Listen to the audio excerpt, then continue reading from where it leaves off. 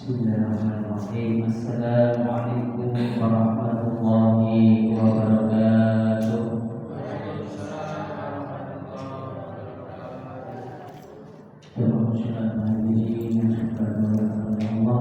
Pada kita mulai ini, mari kita bersama-sama membaca surah Al-Fatihah dan nanti kita lanjutkan dengan membaca surah Al-Fatihah. Bismillahirrahmanirrahim. Ila hadratin Nabi Mustafa Syafaati Rasulullah sallallahu alaihi wasallam wa ala alihi wa sahbihi wa dzurriyyatihi wa ahli baitihi wa syuhada'i wal Fatihah. A'udzu billahi minasy syaithanir rajim. Bismillahirrahmanirrahim. Alhamdulillahi rabbil alamin. Ar-Rahmanir Rahim. Maliki yaumiddin. Iyyaka na'budu wa iyyaka nasta'in. Ihdinas siratal mustaqim. Shiratal ladzina an'amta 'alaihim ghairil maghdubi 'alaihim waladdallin. Amin. Bismillahirrahmanirrahim.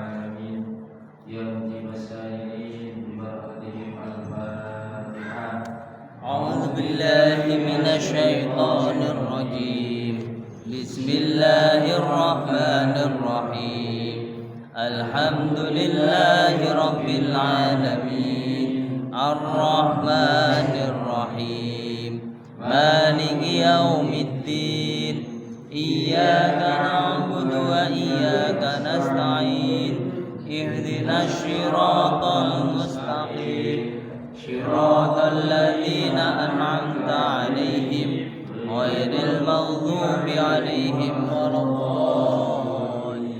Amin.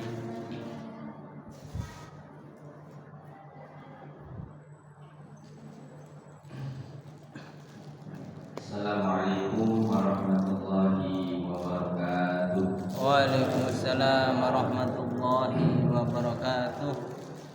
Alhamdulillah, sholatu wassalamu ala rasulillah. La hawla wa la quwwata illa billah. Jadi jamaah yang dirahmati oleh Allah, mari selalu kita awali dengan bersyukur hadirat ilahi Rabbi Azza wa Jalla atas segala karunia-Nya, limpahan rahmat-Nya kepada kita semua. Terlebih dalam keadaan sehat walafiat, kita dikumpulkan bersama-sama dalam menjalankan suatu kewajiban yaitu sholat ini. Kita berdoa mudah-mudahan Allah berikan keistiqomahan pada kita semua.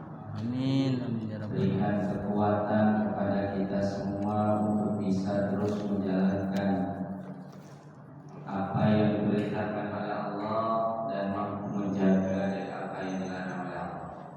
Dimulai dari kitanya, mudah-mudahan nanti pun tergerak kepada anak-anak kitanya, keturunan-keturunan kitanya. Mudah-mudahan semuanya menjadi ahli ilmi. Amin. Amin ya rabbal alamin. Salawat salam kita aturkan kepada junjungan alam Nabi Muhammad sallallahu alaihi Shalli wa wasallam. sallim wa barik alaihi. Mudah-mudahan kita menetapkan diri sebagai umatnya beliau dan kita pun terus bersama-sama hingga nanti di yaumil qiyamah kita mendapatkan perlakuan sebagai umatnya Nabi Muhammad sallallahu alaihi wasallam dan kita pun mendapatkan syafaat umat di yaumil qiyamah. Amin. Amin ya rabbal alamin. Jadi jamaah yang dirahmati oleh Allah,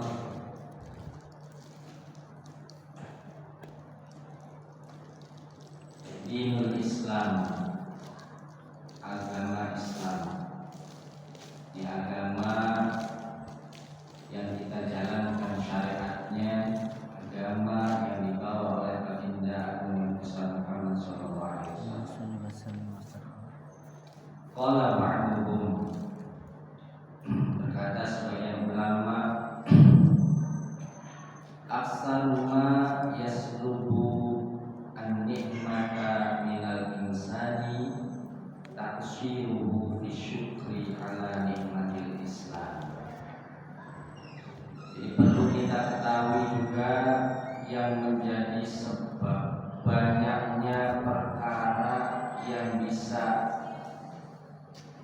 menghilangkan atau mencabut kenikmatan dari manusia, itu sebabnya taksiruhu fi syukri ala nikmatil Islam, yaitu sedikitnya bersyukur atas nikmat Islam. Ibu, bapak, jemaah yang dirahmati Allah,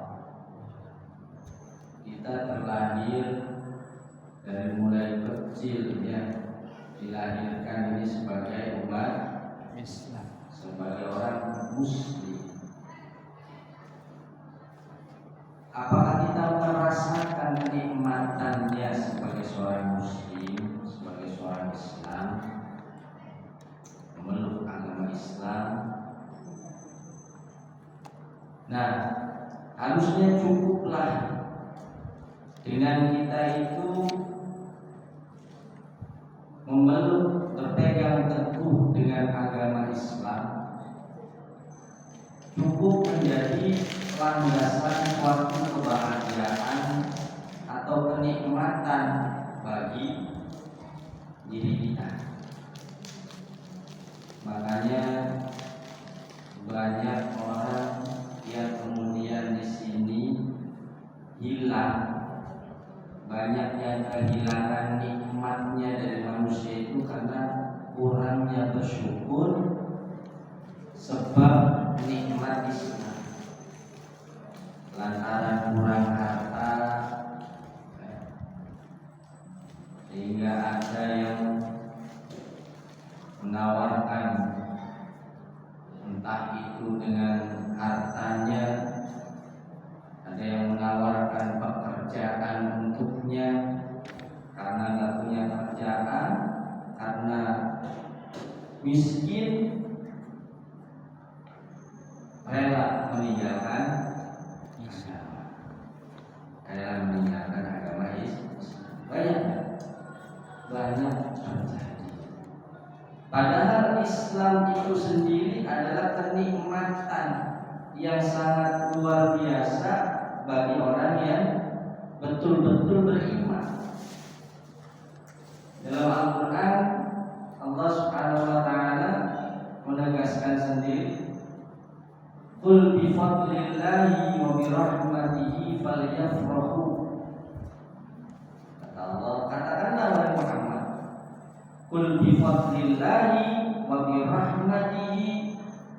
Nah, bi fadlillah di sini para mufassirin itu menafsiri adalah agama Islam, karena itu adalah anugerah dari Allah Subhanahu wa Ta'ala.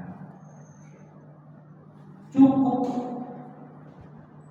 kan ya kalau kita hanya dengan dan modalnya agamanya Islam saja, mau dikasih rezeki sedikit atau banyak,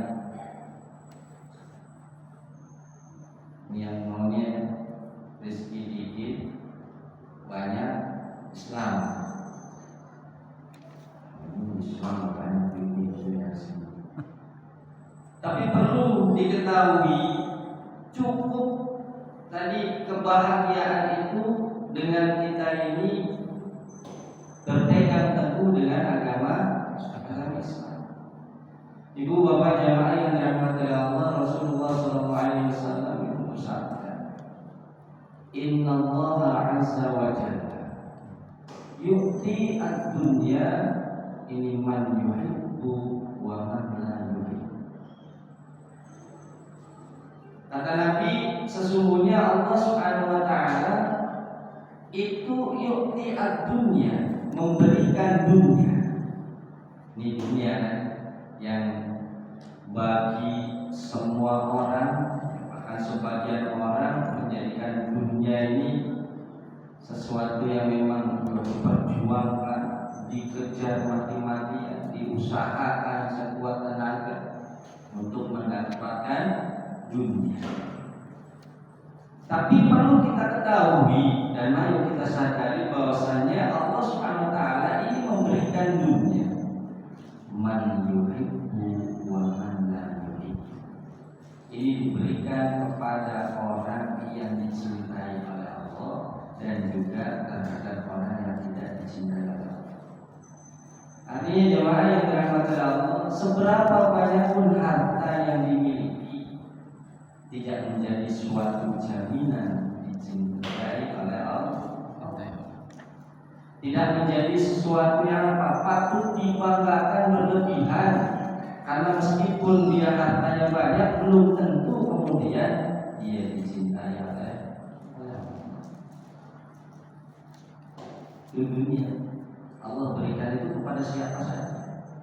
Nah, mudah-mudahan kita diberikan dunia oleh Allah, mau sedikit maupun banyak. Ini mudah-mudahan dunianya didapatkan, Allah pun cintanya kita dapat.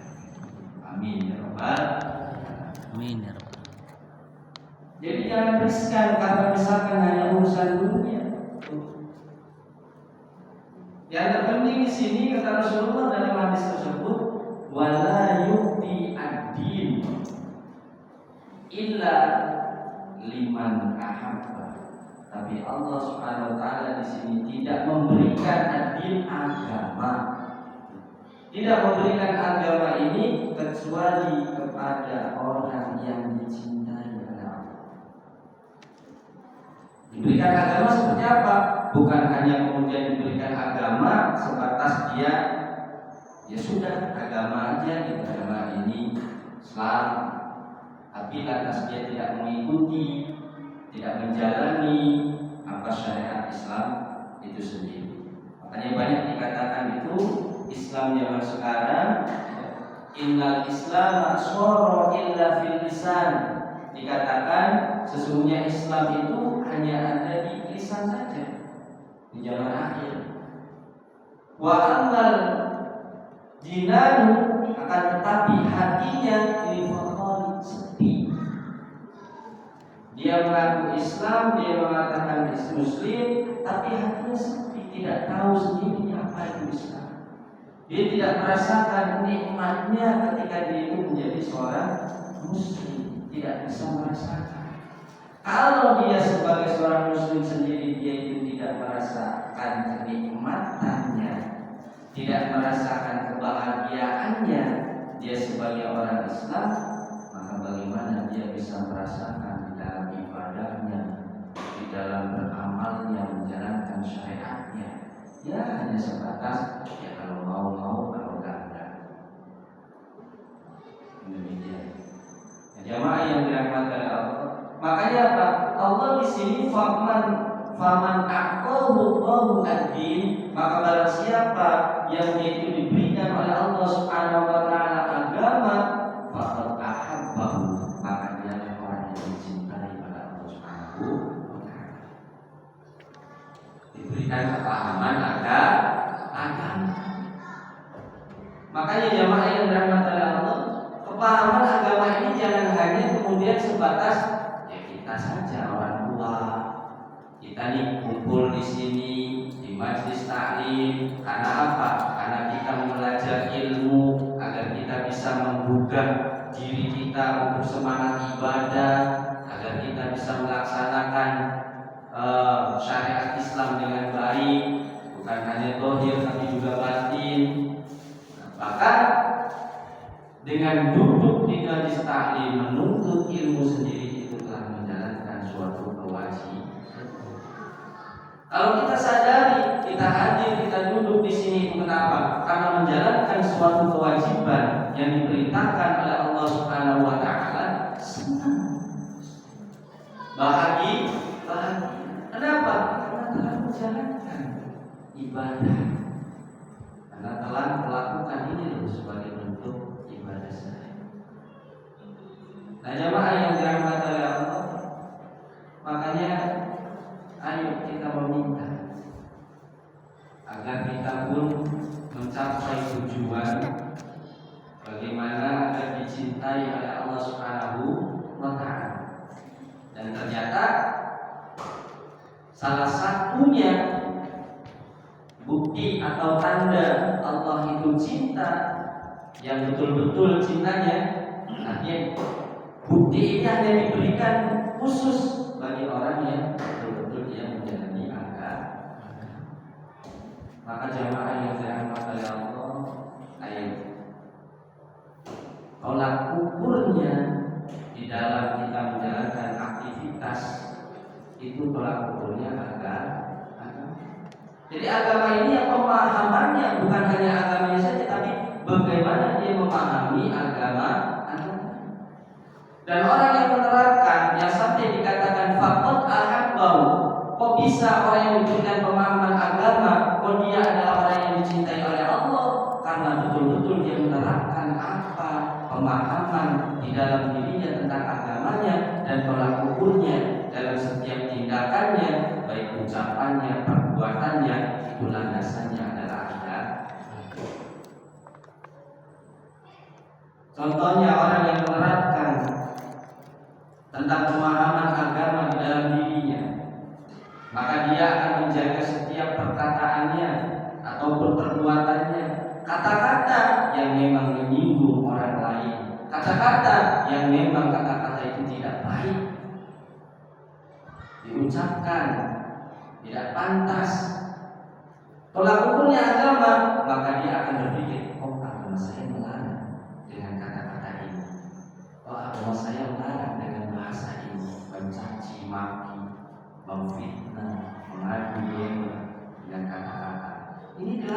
berarti apa? Diterapkan. Maka kehidupan seorang yang menerapkan di dalam dirinya dengan agama, pantas orang itu kemudian mendapatkan cinta Allah Subhanahu. Di dalam tindakannya, saya pantas kan nih kalau misalkan saya bertindak seperti ini.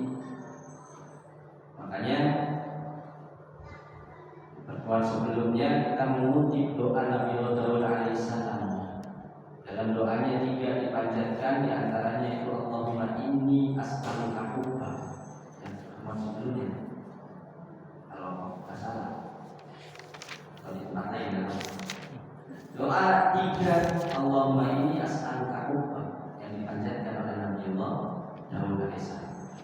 Ya Allah, saya meminta cintamu ya Allah.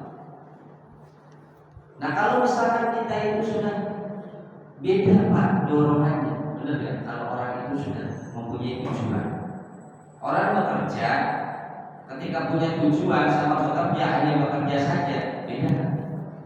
Beda. Anak kecil saja kalau misalkan pengen beli sepeda, dia itu punya tujuan pengen beli sepeda, nyicil Pak. Dia nabung, dia kumpulin duitnya, nggak mau diganggu gugat, apalagi dikasih maknya disimpan kan nggak mau. Kalau pun dikasih maknya, mau minta sepeda. Punya tujuannya maka tercapai. Maka banyak terkadang kita lalai itu, kita menjalankan kehidupan itu ya jalan aja. Jalan yang mau apa? Kalau ingin yang dituju adalah cintanya Allah Subhanahu wa Ta'ala. Dan dicari itu mulai itu apa saja yang menjadikan jalan cintanya kepada Allah. Mulai dikumpuli.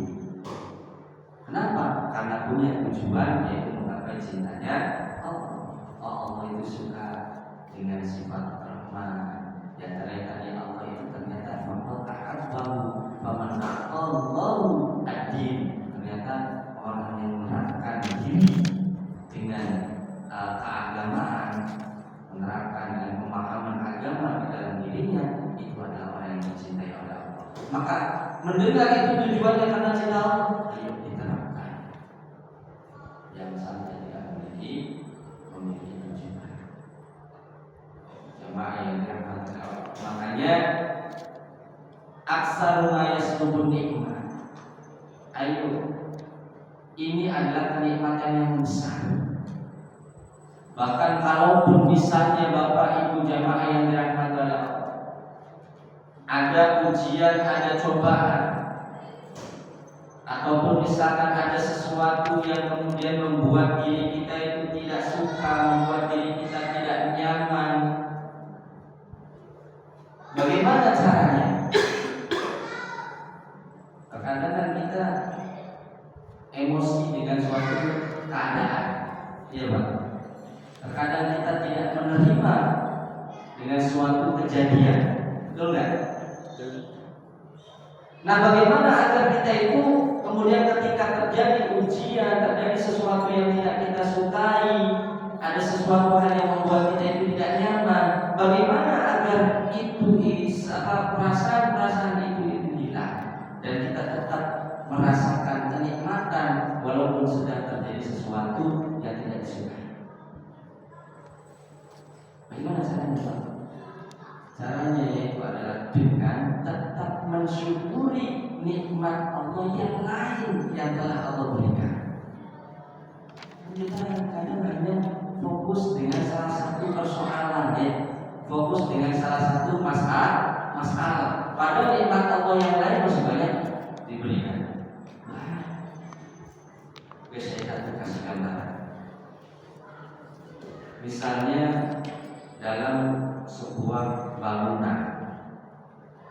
Dalam sebuah bangunan itu, untuk sempurnanya bangunan ini membutuhkan, anggap saja misalnya 100 bata mebel, 100 mebel. Butuh tuh kan untuk kesempurnaan bangunan itu. Batu pertama disusun 2, 3, 4, 5 terus sampai ke batu 99 itu masih rapi. Cakep. Begitu di batu yang 100 misalnya, mirip. Ini kok mirip? Dipikirin aja sampai berminggu-minggu, sampai berbulan-bulan. Dia fokus hanya dengan satu masalah satu bata yang mirip itu dipikirin. Padahal apa? 99 dan dia susun hati dan dia mendapatkan susunannya bagus. Nah jemaah yang dirahmati Allah, terkadang kita itu hanya dengan satu masalah itu menjadi ruwet semuanya. Malas ibadah, malas sholat, malas sholat, malas pergi taklim, iya kan? Hanya satu masalah. Ibu-ibu juga malas hanya satu masalah. Suaminya hubungan 20 tahun. Besar. Hanya gara-gara suaminya telat pulang aja. Kopi nggak dibikin, nggak dimasakin. Coba fokus dengan yang lain 20 tahunnya loh, hanya satu hari rusak. Kadang itu terjadi. Ya Pak. Banyak perceraian yang rumah tangga dibangun sudah lama, rusak hanya satu hari. Orang-orang suaminya lirik ke perempuan lain aja, perhatian sekali, perhatian sama perempuan lain, padahal baru ngasih beras itu sudah jadi masalah. Padahal istrinya kasih sayangnya sudah puluhan tahun. Bu, iya boleh nggak kalau bapaknya ngasih perhatian ke perempuan lain? Ya apa dulu Pak, yang langsung aja. Kalau sekedar menolong, membantu, itu bagus, dukung, support. Nah berarti suaminya adalah orang baik, langsung ke aja. Yang bapaknya juga Pak, ajak ibunya biar ibunya tahu ibu yang ngasih. Gitu ya Bu. Tapi kalau ibu-ibu mah nggak masalah, dia perhatian sama laki-laki. Biasanya laki-laki hati-hati. Ini terkadang butuh lebih banyak. Nikmat yang diberikan oleh Allah itu sangat banyak. Ya Bu, jangan fokus hanya karena satu persoalan yang muncul baru saja kemudian sudah rusak semuanya. Karena ibu-ibu juga kalau lagi malas sama suami diajak sholat jamaah juga nggak mau duluan aja.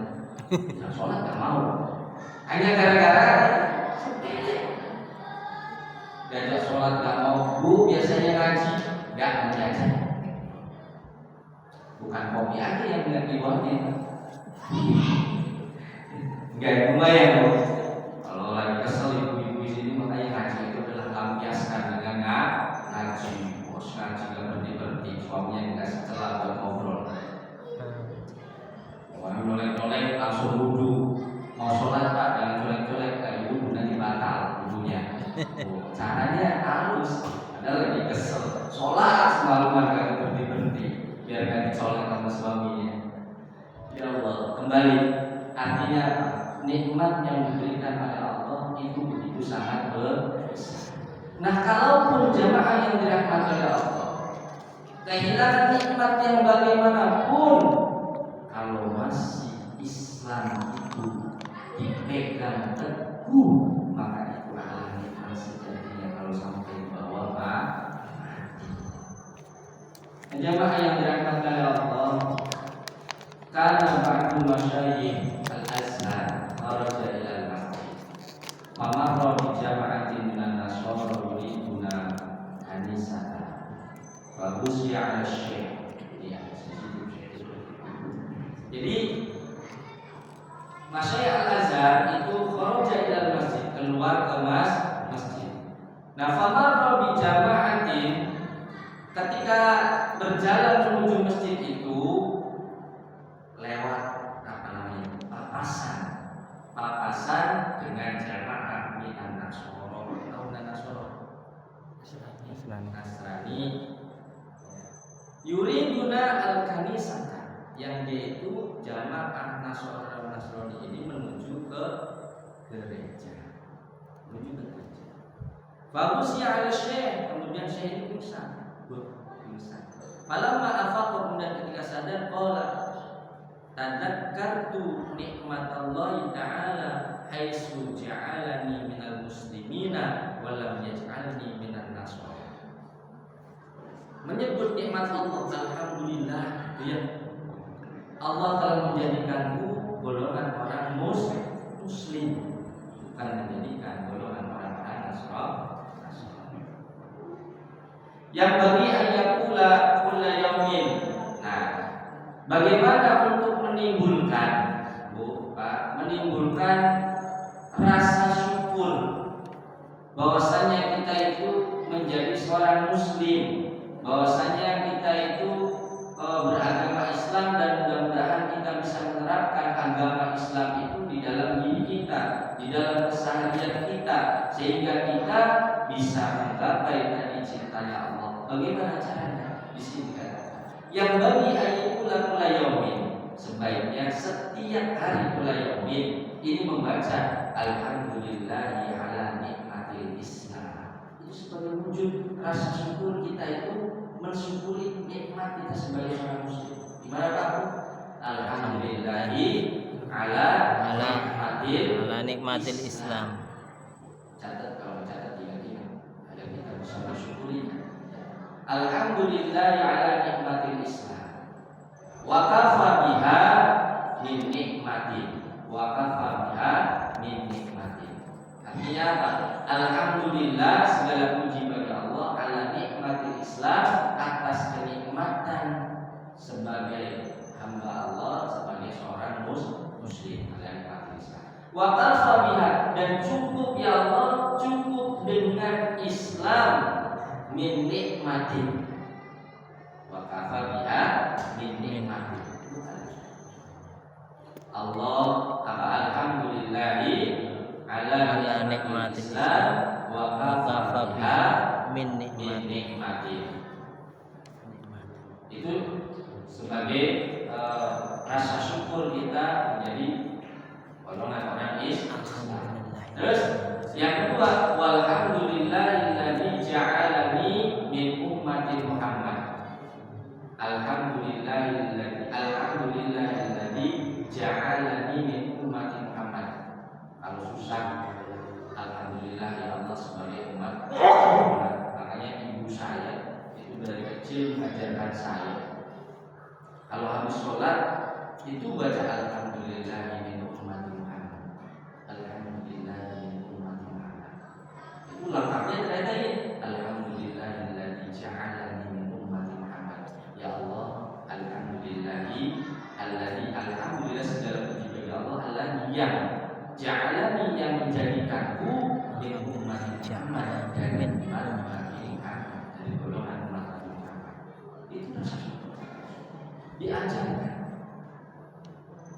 Jadi ke anak-anak kita juga ayo biar agamanya itu tetap diajarkan. Rasa syukur, menikmati segala sesuatu itu diajarkan. Jangan sampai kemudian anak-anak kita itu mendapatkan nikmat tapi tidak tahu cara mensyukurinya. Alhamdulillah ya alhamdulillah, alhamdulillah barakatillah. Itu semua. Alhamdulillah. Cara mensyukur ini. Alhamdulillah ya ala nikmatil Islam. Wa kafa biha min nikmatin. Terus alhamdulillahilladzi ja'alani min ummati Muhammad. Qala ba'dus shalihin ala Jabalil Arafat. Dikisahkan dari sebagian salafus shalih ala Jabalil Arafat, di gunung Arafah. Gunung Arafah sudah pergi haji mungkin tahu semua ya, Gunung Arafah. Ini yang belum, ya mudah-mudahan kita punya kesempatan bisa berangkat haji dan umroh, sehingga nanti jangan lupa di Gunung Arafah di sana nih baca doanya. Doa yang tadi itu dibaca. Jadi kita persiapkan dulu ya, persiapkan ya, hafalin dulu doanya. Nanti kita ke sono, ya Allah saya mau ke sana mau baca doa ini. Doanya ditanya, alhamdulillahi ala nikmatil Islam wa kafa biha min nikmatin. Alhamdulillahilladzi ja'alani min ummati Muhammad. Kalau ada modalnya ini, kita sama Allah ya Allah, saya sudah hafal ini, saya minta dikatakan haji dan umroh, mudah-mudahan amin ya rabbal Amin. Ini dikisahkan di mana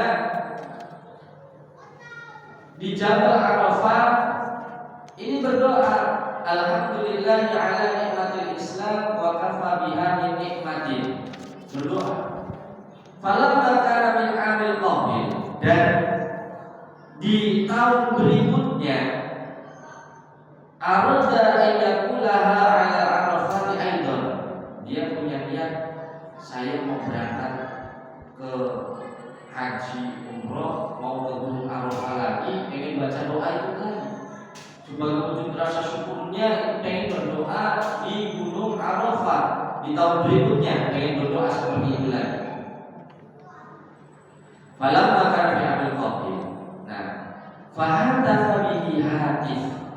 Ternyata begitu di tahun berikutnya dia berangkat lagi ke Gunung Arafah tadi, dia mau membacakan doa, terdengar suara hadis, itu suara yang tanpa rupa Allah ya.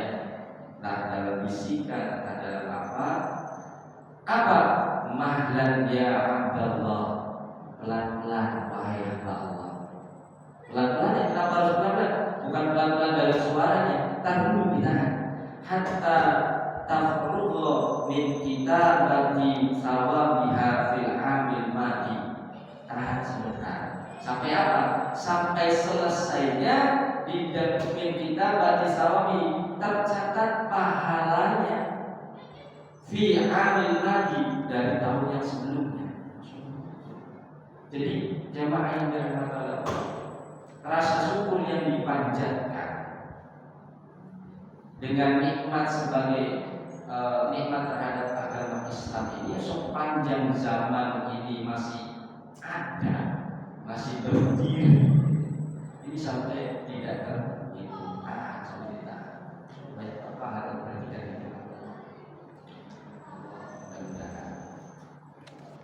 Nah, arada ikhwatu Yusuf alaihi salatu wassalam.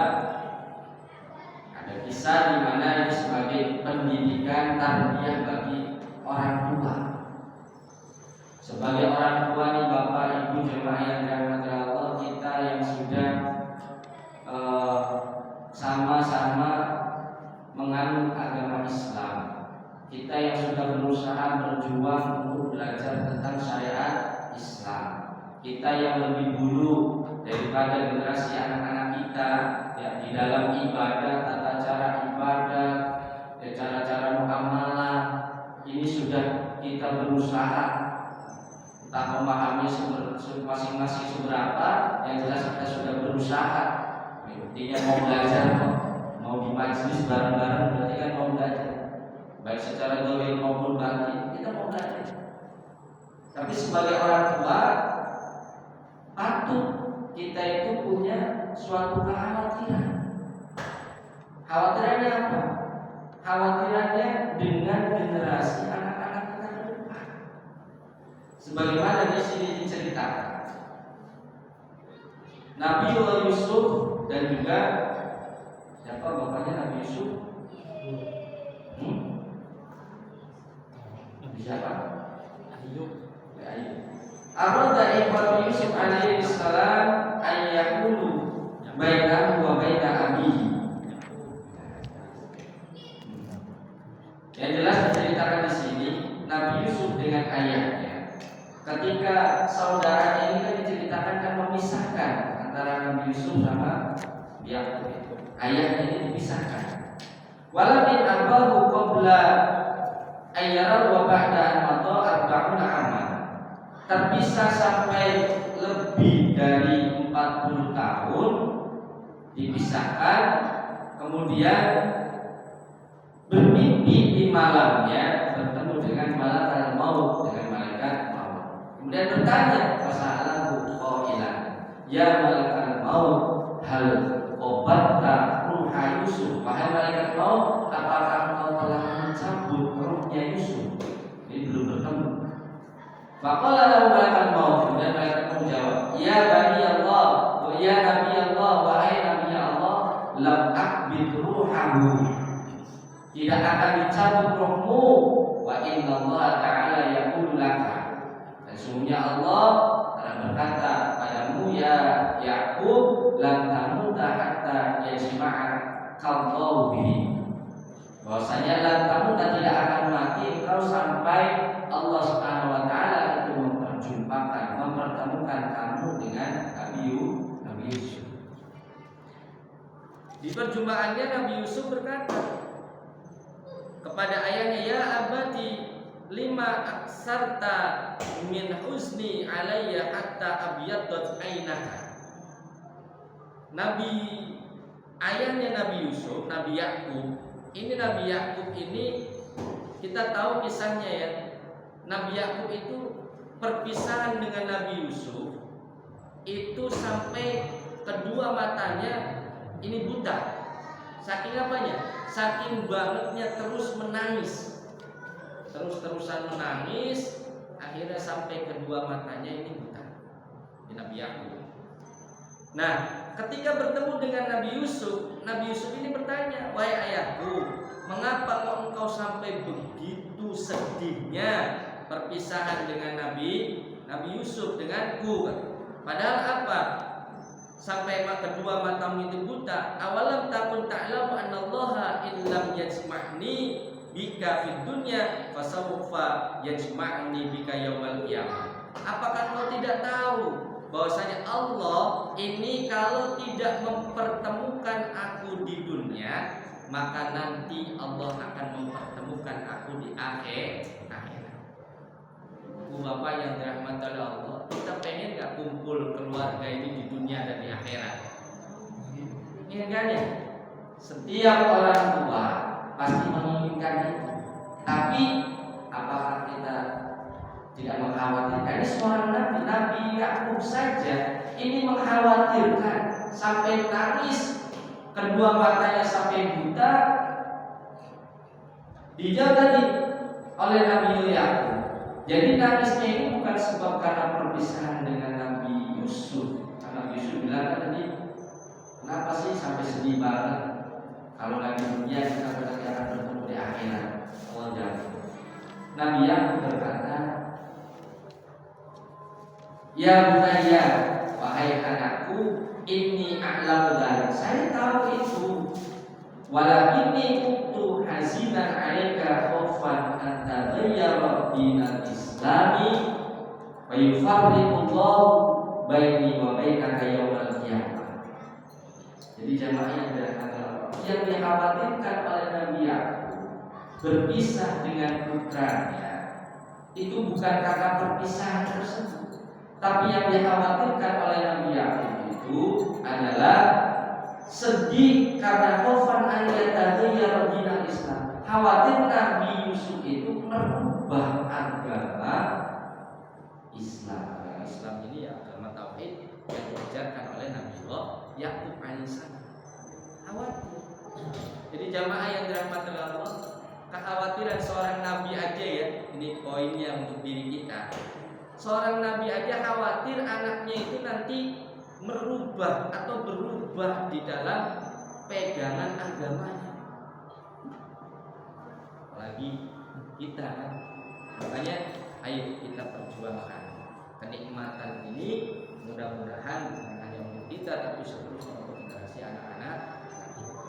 Dan alhamdulillah kalau sudah bapak-bapaknya hadir di ta'lim, ibu-ibunya juga sudah buyut di ta'lim, ya mudah-mudahan nanti anak-anaknya pun cinta Allah. Karena bagaimanapun juga anak-anak kita itu adalah melihat bagaimana orang tuanya. Jangan menunggu hidayah Allah, tapi kita datangi apa yang akan mendatangkan hidayah Allah Subhanahu wa taala. Baik jamaah yang dirahmati Allah, mudah-mudahan ada hikmah dan manfaat. Yang jelas mudah-mudahan nikmat agama yang telah diberikan oleh Allah Subhanahu wa taala kepada kita ini mudah-mudahan terus kita bisa ubah, kita bisa tanamkan hingga kita semua dan juga anak keturunan kita bisa berkumpul dan berjumpa lagi kembali di yaumil qiyamah nanti. Amin amin ya rabbal alamin. Kita baca hamdalah. Alhamdulillahirabbil alamin. Subhanallah wa bihamdika asyhadu an la ilaha illa anta astaghfiruka wa atubu ilaik. Waalaikumsalam warahmatullahi wabarakatuh.